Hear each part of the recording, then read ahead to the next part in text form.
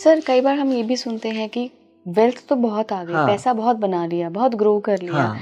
लेकिन वो सारा पैसा मेडिकल बिल्स में जा रहा है, हाँ, सर्जरीज में जा इसलिए रहा मैंने है। शुरू में तो यही कहा ना, कार्मिक क्लियर करे बगैर क्यों मैनिफेस्टेशन करते हो? क्योंकि जाएगा तो वहीं, क्योंकि ये पैसा आपके लिए नहीं था, ये पैसा था उनके लिए। Is it right? आपके पास आया उन तक पहुंचने के लिए, तो आप तो एंजॉय कर ही नहीं पाओगे। तो कुछ ऐसा भी होता है क्या सर कि पास्ट लाइफ में जो गलत कामों से आपने हाँ। वेल्थ क्रिएट की होती है, हम देखते हैं ना कितने बड़े बड़े एम्पायर खड़े कर लेते हैं, और अगले जन्म में फिर वो आपको पैसा मिलता तो है क्योंकि भाई कहीं ना कहीं वो आपके साथ आया है, लेकिन वो चला जाता है। बिकॉज क्या है ना कि कोई भी चीज आप देखो ना कि वो अपने हिसाब से आती है, अपने हिसाब से जाती है। कोई भी चीज आप देखो, इज इट राइट? तो पैसा भी ऐसा एक जरिया है ना कि वो आता है अपने हिसाब से और जाता भी अपने हिसाब से। क्यों? क्योंकि वो पैसे के साथ एक कॉन्शियसनेस है, और उस कॉन्शियसनेस के साथ एक आपकी कार्मिक रीडिंग है। तो वो रीड करता है कि ये बंदे ना ऐसे धोखे दे के गलत काम करके कमाए हैं, तो उसकी मेमोरी मनी की कैसी है? वैसी है। हाँ। तो वो जाएगी तो वैसे ही ना। सिंपल कॉन्सेप्ट है। मैं जितनी भी जेलों में जाके प्रोग्राम्स करता हूँ, देहरादून की जेल में ऐसे, जहाँ पे ये सब क्राइम्स मनी के वजह से ही होते हैं, मैक्सिमम क्राइम्स मनी के वजह से होते हैं, मैं उनको ये चीज़ समझाता हूँ, ये आपका एक लूप साइकिल है जी, है ना। आपने छोटी चोरी की, बड़ी चोरी की, डकैती की, जो भी की, अल्टीमेटली आप जेल में चले गए, आपका नाम खराब हुआ, समाज के बाहर आते हो, लोग आपको अच्छे नज़र से नहीं देखते, वापस आप बुरे काम करते हो। Is it right? ये जो लूप साइकिल है ना, इस लूप साइकिल को जब तक कोई तोड़ता नहीं ना, इंसान कभी सही में पैसे वाला नहीं बन सकता। तो हमने काफी ऐसे जेल के कैदियों को ना हीलर बनाया, स्पिरिचुअलिटी सिखाई। उसके बाद जब उनका जो विजिटिंग आवर्स होता है ना, 10 to 12 का विजिटिंग आवर्स, उस टाइम पे जब उनके रिलेटिव्स या उनकी फैमिली मेंबर जाते हैं और जब ये अच्छी बातें करते हैं या हीलिंग करते हैं ना, उसके बाद उनकी एक अलग लाइफस्टाइल स्टार्ट होती, क्योंकि उनके फोटॉन्स एक्टिवेशन हो गए। पहले सारे इलेक्ट्रॉन्स के एक्टिवेशन थे, बदले की भाव थे कि बाहर आने के बाद मैं इसका और बुरा करूंगा और इससे पैसे निकालूंगा, ये करूंगा, लेकिन वो पूरा अब सिनेरियो चेंज हो जाता है। तो मैं सबको यही कहता हूँ कि स्पेशली यंगस्टर्स को जो बहुत जल्दबाजी में पैसा कमाना चाहते हैं, समझ में कि नहीं, तो कहते हैं ना किसी भी तरह से मुझे बस कमाना है, मुझे अपने सपने पूरे करने हैं। तो उस चक्कर में वो पहले तो प्रोफेशनल जिसमें है उसको गंदा कर देता है, उसके बाद में धीरे धीरे संस्कारों को गंदा करता है। जो हम कल्चर की बात कर रहे थे, जो डिसिप्लिन की बात कर रहे थे, सभ्यता की बात कर रहे थे, उसको भी ख़त्म कर देता है। उसके बाद जो पेरेंट्स को रिस्पेक्ट करना होता है वो भी ख़त्म हो जाते हैं। तो मतलब आप सोचो, और लास्ट में वो अपनी हेल्थ को भी डिस्ट्रक्ट करता है, सब व्यसन के थ्रू, एडिक्शंस के थ्रू। मतलब उसने कितने चीजों को डिस्ट्रॉय किया जस्ट वो अपने पैसों की इच्छाओं को पूरी करने के लिए। तो ये हमने बहुत सारे यंगस्टर्स में, जैसे मुझे फॉरेन से लोग ज्यादा कॉल करते हैं कि मेरा बच्चा सुसाइड ज्यादा कर रहा है या मेरा बच्चे ने सुसाइड करके मर गया। तो मैंने कहा ये थॉट डाला किसने कि तुम्हें कामयाबी होना है, तुम्हें मल्टी मिलियनर ही होना है। तो ये बच्चा जब नहीं बन सकता ना तो सुसाइड ही करेगा या ड्रग एडिक्टेड ही बनेगा। तो पेरेंट्स का ना हम लोग वूम रिग्रेशन करते हैं, और उस वूम रिग्रेशन में हम मनी रिग्रेशन करते हैं।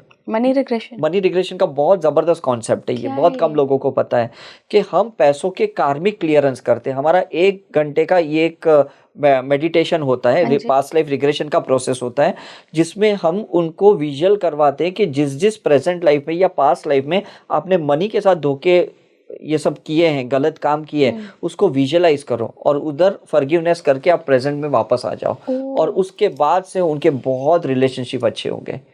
तो मनी रिग्रेशन का कॉन्सेप्ट लोगों को पता नहीं है कि सिर्फ लोगों को लगता है सिर्फ पास्ट लाइफ रिग्रेशन ही हो सकता है, लेकिन मनी रिग्रेशन कर सकते हैं आप, ऑर्गन रिग्रेशन कर सकते हैं। जब आपको लगता है कि मनी के वजह से आपका एक ऑर्गन डैमेज हुआ है, आपकी किडनी डैमेज हुई है, आपका हार्ट डैमेज हो गया है, आपको लिवर कैंसर हो गया, तो उसका ऑर्गन रिग्रेशन होता है। उसका फिर एक डीएनए रिग्रेशन होता है, जेनेटिक रिग्रेशन होता है कि जो पूर्वजों से कोई बीमारियां आई आपके अंदर, क्यों? क्योंकि आपने उनके पैसे तो बहुत यूज कर लिए, लेकिन उनकी बीमारियों का, डिजीज जीन्स को भी आपको ठीक करना पड़ेगा कि नहीं? राइट। उनकी गंदगी भी आपको ठीक करनी पड़ेगी। तो वो डीएनए रिग्रेशन करना पड़ता है हमें। अदरवाइज क्या होता है, वो डायबिटीज से मरा, आप भी डायबिटीज से मरोगे, वो कैंसर से मरा, आप भी कैंसर से मरोगे। तो ये लोगों को पता नहीं कि रिग्रेशन का मतलब सिर्फ पास्ट लाइफ रिग्रेशन नहीं होता, इसमें बहुत अलग अलग रिग्रेशन होते हैं। और सबसे ज़्यादा रिग्रेशन हम करते हैं वूम रिग्रेशन। वूम रिग्रेशन में हम उस बंदे को मदर की वूम में वापस लेके जाते हैं और जो भी करेक्शन करना है वो मदर की वूम में करवा के उसको प्रेजेंट लाइफ में वापस लेके आते हैं। तो मदर उस टाइम पे डिप्रेशन में थी, वो उसने डिवोर्स लिया या उसने पॉइजन लिया या उसने कुछ गलत दवाइयाँ ली जिसके वजह से बच्चे के अंदर ऐसे सब हेल्थ इश्यूज है, या मदर ने बहुत गलत सोच के बच्चे को जन्म दिया कि भाई मेरा बच्चा जब होगा तो मैं उससे ये बदला लेने को बोलूंगी, उसके साथ बदला लेने को बोलूंगी। तो वो रिवेंज एटीट्यूड भी जो उसके डीएनए में है ना, वो तो निकलना पड़ेगा। Exactly, is it right? क्योंकि हम है ना, इंडियन कल्चर में ना एक प्रॉब्लम क्या होता है, हम बच्चे को पैदा करते हैं अपने स्वार्थ के वजह से, अपने डिजायर पूरी करने के, है ना। जैसे मेरे पेरेंट्स हमेशा बोलते थे कि मैं तो डॉक्टर नहीं बना, लेकिन मुझे जब भी बच्चे होंगे तो मैं उनको डॉक्टर ही बनाऊंगा। तो हम तीनों भाई डॉक्टर ही बने, क्योंकि वो थॉट पहले से डाल दिया। हम ना कॉमर्स में गए, ना इंजीनियरिंग में गए, ना आर्ट्स में गए, क्योंकि बचपन से वो डाल दिए थे। Is right? तो जब हम वूम रिग्रेशन करते हैं ना, तो हम उनको ये एहसास दिलाते हैं कि ये बायोलॉजिकल बच्चा का तो एक छोटा पार्ट आपकी लाइफ में था, उसका सोल कॉन्ट्रैक्ट बड़ा था दूसरे डायमेंशन में। तो आप किसी को ऐसे एंकरिंग नहीं कर सकते हो कि पूरी जिंदगी सिर्फ वो आपकी इच्छा पूरी करके ही जिए। अदरवाइज वो तो स्ट्रगल करेगा, उसको फायदा ही नहीं है। उसके अंदर एक कॉन्ट्रडिक्शन चलेगा कि मैं तो पैदा इसके वजह से हुआ था, लाइफ बिटवीन लाइफ मैंने ये सोच के पैदा हुआ, और पेरेंट्स के डीएनए ने ये थॉट मेरे अंदर डाल दिए। तो वो तो स्ट्रगल कंटिन्यू चलते रहेगा और वो कभी सक्सेसफुल नहीं होगा। और जब वो सुसाइड करेगा तो असर किसको होगा? पेरेंट्स को, क्योंकि थॉट किसने डाले? पेरेंट्स ने।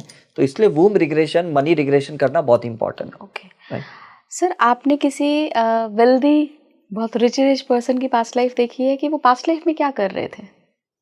हाँ, जैसे लास्ट टाइम भी मैंने बताया था कि मैंने सूरज बरजात्या क्या किया था पास्ट लाइफ रिग्रेशन। अच्छा? या तो वो he was a multi millionaire, आज भी है। आपको पता है कितने सारे पिक्चरें बनाई है उसने, है ना, हम आपके कौन और ये। तो पास्ट लाइफ में भी वो वेल्दी थे, और वही मेरी जैन साधु की लाइफ में मैंने उनको देखा था, जयपुर की लाइफ में, जब हम दोनों वेल्दी थे और हम दोनों ने सब कुछ छोड़ के हमने संन्यास लिया था करके। और इस लाइफ में वो बहुत प्यूरिफाइड लाइफ जी रहे हैं, बिकॉज वो संन्यास वाला दिमाग है। वो मेरे जैसे स्पिरिचुअलिटी में तो नहीं आए, लेकिन वो पिक्चर ही ऐसे बनाते हैं जिसमें लोगों को अच्छे अच्छे मैसेजेस मिलते। तो ये चीज़ें समझ में आता है कि पुण्य करने के बाद हम चॉइस करते हैं कि हमारा जो आउटपुट होता है वो किस तरह से हमें देना है। क्या वेल्दी लाइफस्टाइल कैरी फॉरवर्ड होता है अगले जन्मों में? 100%, because if you are happy with your wealthy life, again you will be wealthy. और अगर आप ऐसे बोलते हो अरे यार ये पैसे की वजह से मेरे दुश्मन खड़े हुए, पैसे की वजह से मुझे तकलीफ हुई, तो नेक्स्ट लाइफ में कैसे वेल्दी बनोगे आप? सिंपल है ना। तो पैसा भी एनर्जी है, उसको गाली मत दो, कभी मत दो। और कभी तो ऐसे बोलो ही नहीं कि उसने गलत काम किया तभी BMW में घूम रहा है। मेरे जैसे देखो सीधा बंदा तो मतलब साइकिल पे ही घूमेगा, तो सही में तुम्हें हमेशा साइकिल ही मिलेगी, क्योंकि तुमने एंकरिंग कर दिया है कि अच्छी चीजें तो बुरा काम करके ही कमाया जा सकता, और मैं तो बहुत अच्छा बंदा हूं, मैं तो गलत काम करूंगा नहीं, जबकि एक्चुअली कोई गलत ऐसा नहीं होता। ऐसा है ना, दैट्स अ सिंपल थिंग।